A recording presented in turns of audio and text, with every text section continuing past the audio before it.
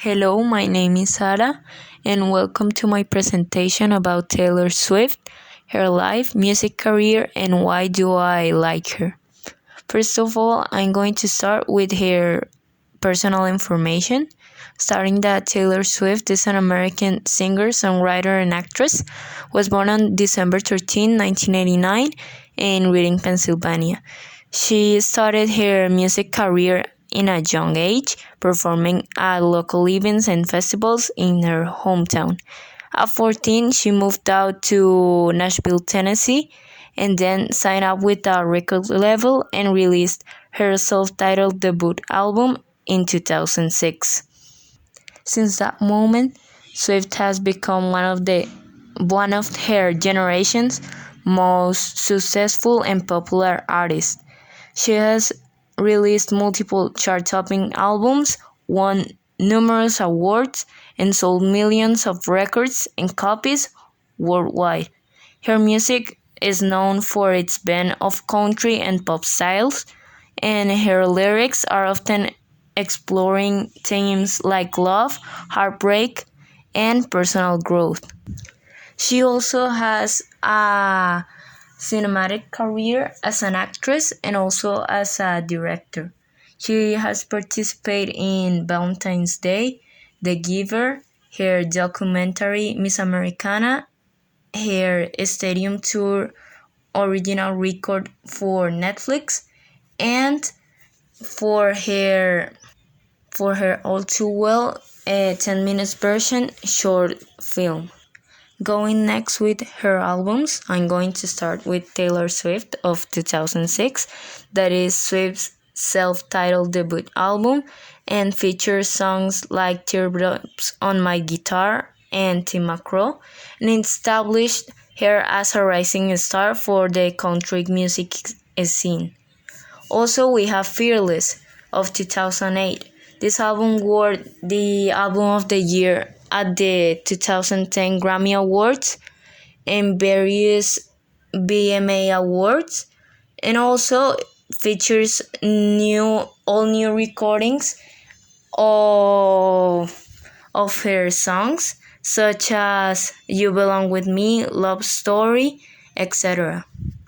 Then we have Speak Now of 2010, that this album was entirely written by Swift and features songs like Mine or Back to December, and it debuted at number 1 of the Billboard 200 chart.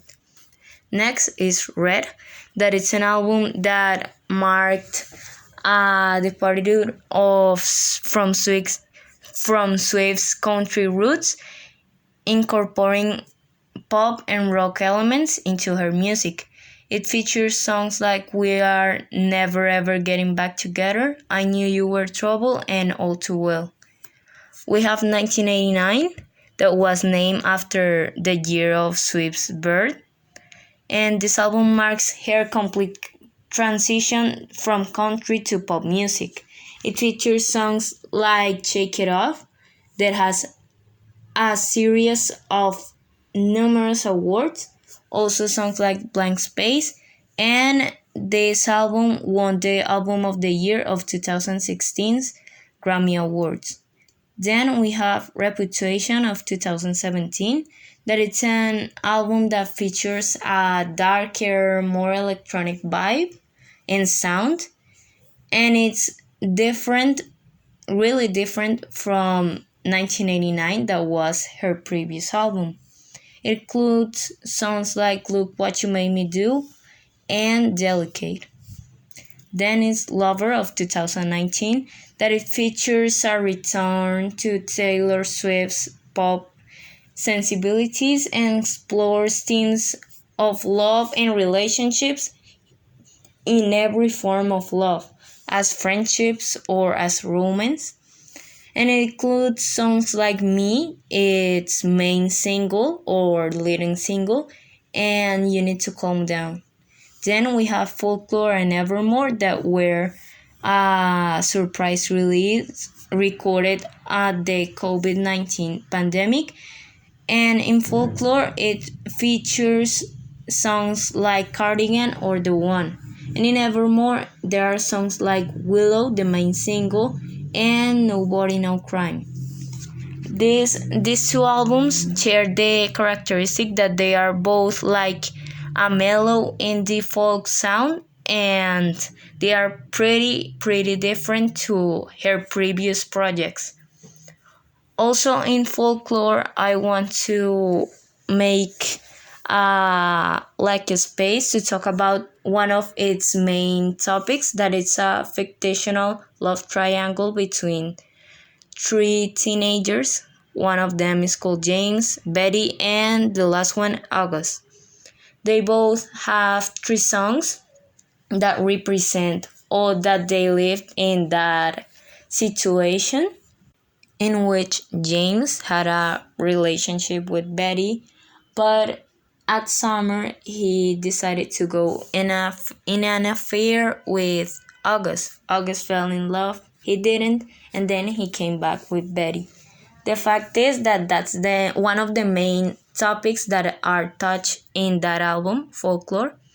And in Evermore, there are a series of songs that are about tragic love stories, such as Ivy, that it's about an affair, Tolerated, or and Champagne Problems. And her last project is Midnights of 2022 that was announced at the 2022 BMAs, and it's her most recent album in which pop and kinda melodrama vibes sound and go together with heartbreaking songs about feelings, past relationships, and also of like connecting with yourself and knowing how do you feel. Also, in this next part, I want to talk about the re-records or the Taylor's version songs and albums. In this moment, we only have two albums of her six albums that were stolen that are re-recorded. These are Fearless and Red. I'm going to start with Fearless, that was the re-recording released at the middle of 2021. And this re-recording is the re-recording of Swift's 2008 album Fearless, and features all the original songs that were on that album in that year that it was originally released, but also has other songs that couldn't make it to the last track list that was released, and songs from the vault and the versions of the deluxe version. Everything is on that new re-recording. And the next one, and the most recent, that was released at the final of 2021, was Red Taylor's version, that, as I said before, is a re-recording of all that original songs, but also has the ones that got into the vault, the ones that didn't make it to the final version of the album. The reason why Taylor Swift is re-recording that albums is because she had a contract with Big Machine Records, and in 2018 the contract with that discographic expired, so she left and signed with Universal Music. However, the rights of the original recordings of her six first albums were remaining with that old label. Right now, the one that has the rights of her six first albums is Scooter Braun, and she is having a legal fight or trouble trying to get back that rights and then re-record that albums. Right now, I'm going back to her personal life by talking about her ex-boyfriends or her past romantic relationships. The first one I'm going to talk about is Joe Jonas. They dated in 2008, but their relationship ended a few months later. Swift later revealed that Joe Jonas broke up with her over a phone call, which inspired her song Forever and Always and Mr. Perfectly Fine. The next one is Taylor Lautner, that she dated this actor at 2009 after they met on the set of the movie Valentine's Day. And in that relationship, it only lasts some months, and then she wrote the song Back to December about their breakup. The next one is John Mayer. They dated for a few months. Songs like Dear John, Hours, or Would've, Could've, Should've are about their relationship and Taylor's trauma because of the grooming and emotional damage produced by him and the deceptions and bad treatment that she received in that relationship. Next one is Jake Halligan, that she dated in 2020, but the relationship ended up 3 months later. Swift is rumored to have written several songs about him, including All Too Well and We Are Never Ever Getting Back Together. Next one is Connor Kennedy. They dated in 2012, but their relationship ended up sooner. A few months later, they started dating, and that is believed that she began again about her experience with Kennedy in that relationship. The next one is Harry Styles, that they dated in late 2012 and early 2013. And that relationship came out with several songs such as Out of the Woods and Style.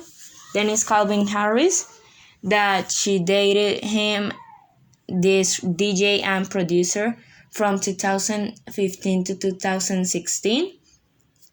And this relationship ended up bad, and she wrote the song I Forgot That You Existed about her relationship with him and how did it go with their breakup. Then is Tom Hiddleston, that they dated for a few months in 2016. And a song about their relationship was Getaway Car. Right now, I'm going to talk about her current relationship with Joe Alwyn.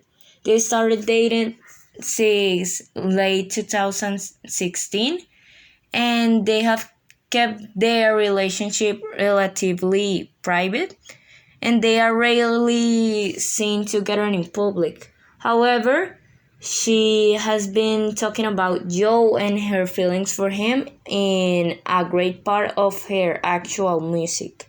In Reputation, for example, in 2017, songs like Delicate and Gorgeous, Dancing with Our Hands Tied, or Call It What You Want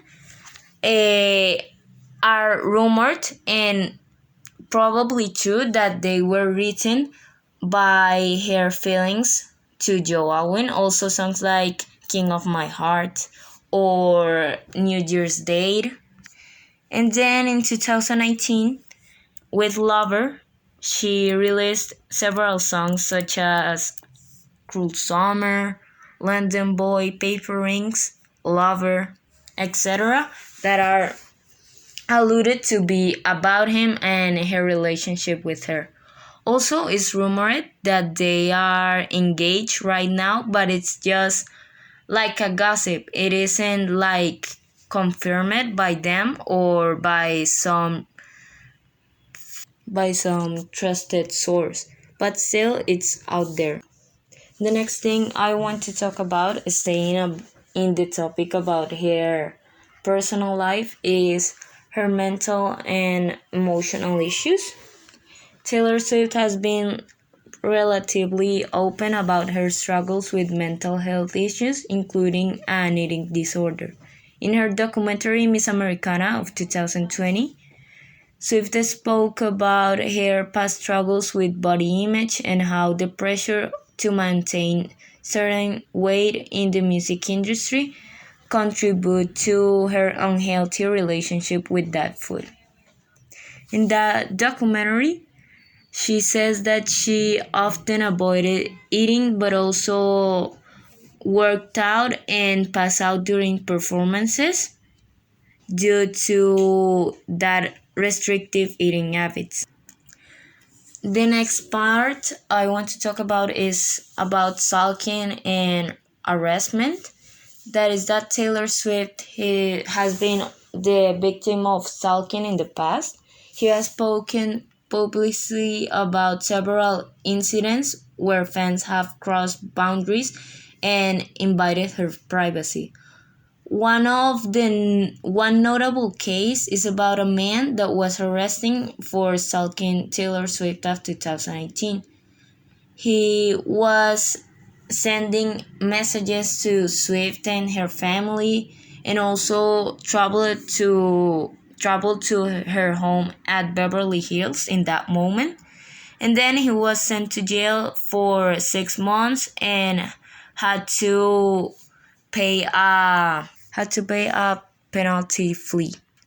And ending up with this topic of her personal life, I want to talk about Taylor Swift and Kanye West relationships, how everything has gone between them, their polemics, sauces that they have been through, betrayals, slurs, a bit of everything.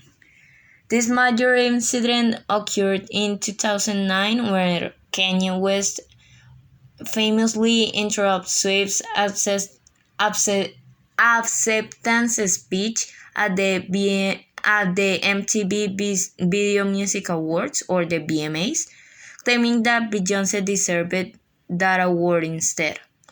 In that case, Taylor Swift was publicly humiliated and felt really bad and left a trauma about that situation. Then in 2016, Kanye West released a song called Famous, in which he claimed that he made her famous and included a derogatory lyric about her, including the fact that she owns him sex because he made her famous. Also in 2018, West released a song called Lift Yourself, which included a verse that was appeared to be a direct insult for Taylor Swift. And it continued that topic of fighting and Kanye West sending slurs and songs about her and reclaiming the fact that he made her famous and all of that. And also, Kim Kardashian, that was Kanye's wife in that moment, also got involved with Taylor Swift, and also some parts of the Kardashian family got involved with that whole trouble with her, and they ended up sending a massive wave of harassment to her by internet and reclaiming that she wasn't a snake or a bitch, literally, because of the responses that she has been publicly giving for Kanye's slurs and insults. So at the end, Taylor disappeared from social media for 2 years, and then she came back to media and restart again her music career by releasing Reputation with all that image about snakes and taking that insult that the Kardashians and West gave her in that moment to the whole topic and the whole image of her new album. And for ending this presentation, I would like to tell you why do I like Taylor Swift. I think that the way that she knows herself, know how she feels, and her good side, her weaknesses, the way she writes her songs, the way she does these things, her talent, the vocals that she has, the storytelling in each song are just like some of a lot of reasons that make me love her, not just like as a musician, but as a person in general. And I want you to know, and I want you to make you a suggestion to listen to her music because she has a lot, really a lot to offer. 20 years of career, since country to pop, then to folk, and then to pop again. A lot of recordings, a lot of songs, and I think that it definitely is the best. And it's always something that you might like. So that's it. That's the end of my presentation. I hope that you enjoy it.